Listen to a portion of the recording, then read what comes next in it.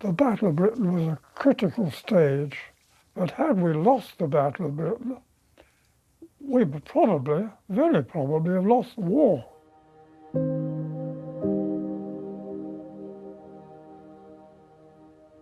Every day I caught the train to London and walked along the embankment, and passing along the embankment, I passed HMS President, which was the naval recruiting ship.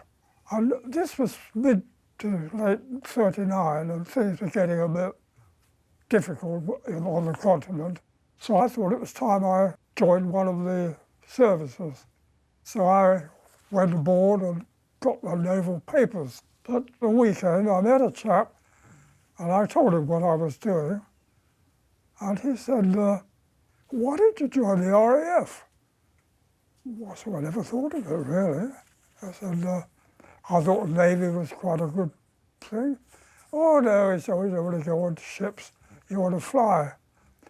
He said, why don't you come down with me at the weekend and ask, to the RAF base I'm at, which I did.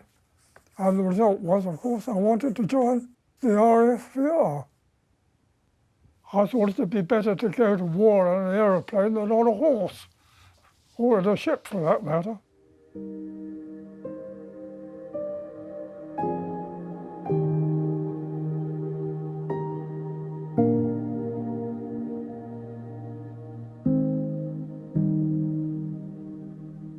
We were young and it was exciting, and the idea of being killed, it never occurred to me or to any of our.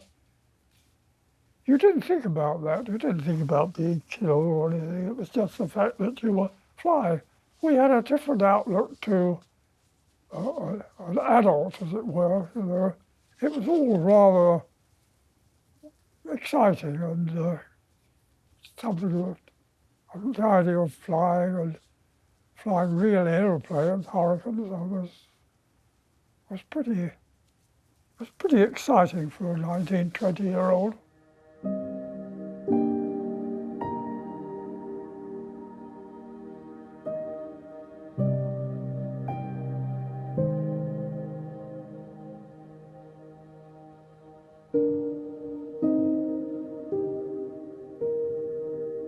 I was converted to Hurricanes, having been flying Tiger Moths and Audax and Hinds.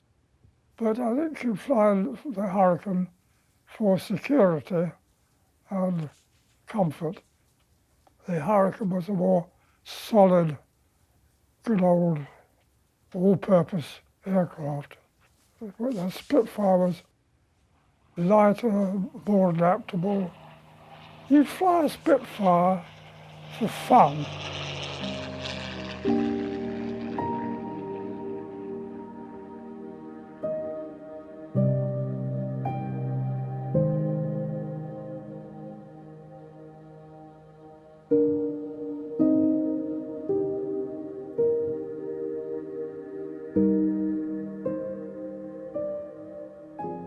The Germans couldn't invade us until they had air superiority. They didn't risk it. We were, of course, always outnumbered. We've got 300, 400, 200 enemy aircraft, and possibly they'd be the only squadron.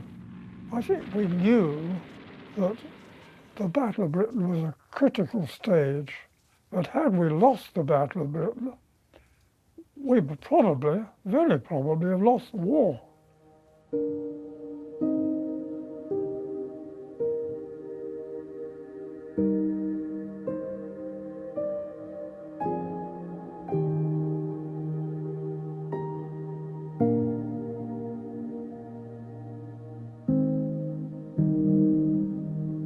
soon as the bell rang, that was when you got up and ran like hell to your aircraft.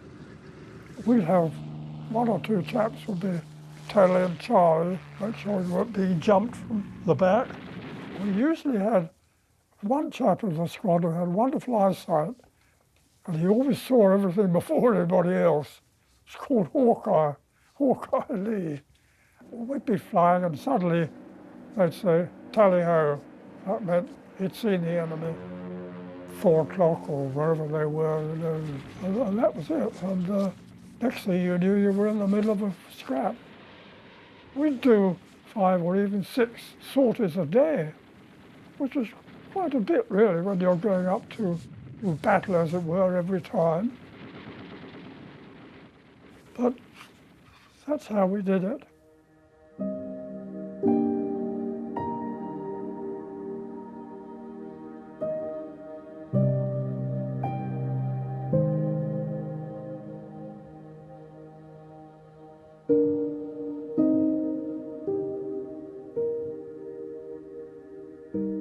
Who thought the Spitfire was the Battle of Britain aircraft? But it wasn't really. The Hurricane shot down far more enemy aircraft than the Spitfire. It was a wonderful airplane to fly. It took an enormous amount of punishment, a sort of thing that would bring down a Spitfire. The Hurricane would shake it off and go back land and get patched up and go up again. When you dive down and you attack, you hope to dive down, you hope you've got height advantage. And you just got it stuck in and shot at anything you thought was an enemy aircraft. And it wasn't always easy. I remember on one occasion shooting at what I thought was an ME-109, but at the very last minute I realised it was a Spitfire. Fortunately, I'd only had a very brief shot at it, so I didn't damage it. But you know, that's the sort of thing it was very difficult. There were so many aircraft, 300 or 400 aircraft, all milling around. It's you know, sort of thing that'll never happen again. Sort of thing that had never happened before.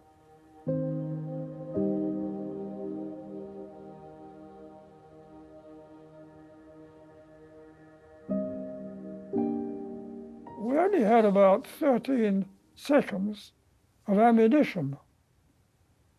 Not very long, but quite a long time as you're pushing a button, and you can hear it firing. You only had really time for a couple of shortish bursts at whatever you were firing at.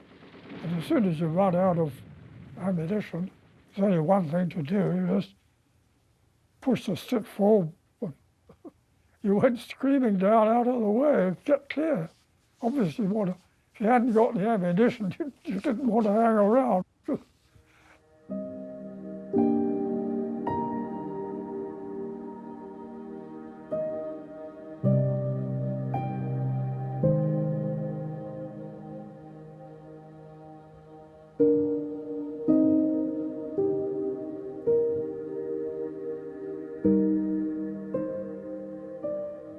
We were going up to about 20,000 feet.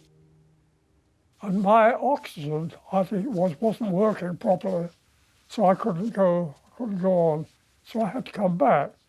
I came down and was on my way back, and I was passing near Gatwick, and just got past it, and I saw Ju-88, German Ju-88, coming towards me.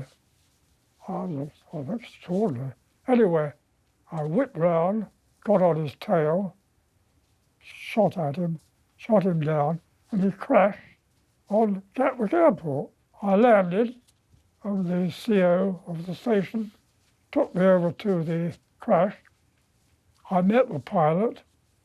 He wasn't very sociable, but I did meet him.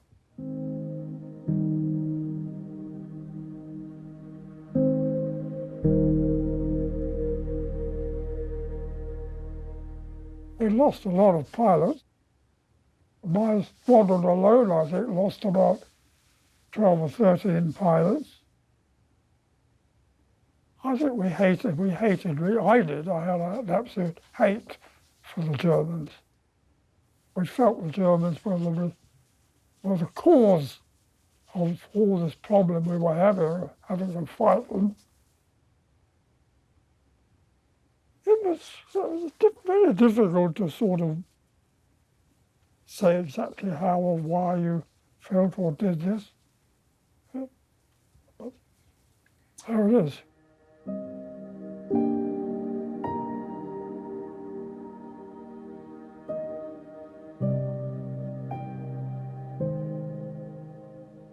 Battle of Britain is the RAF's high point.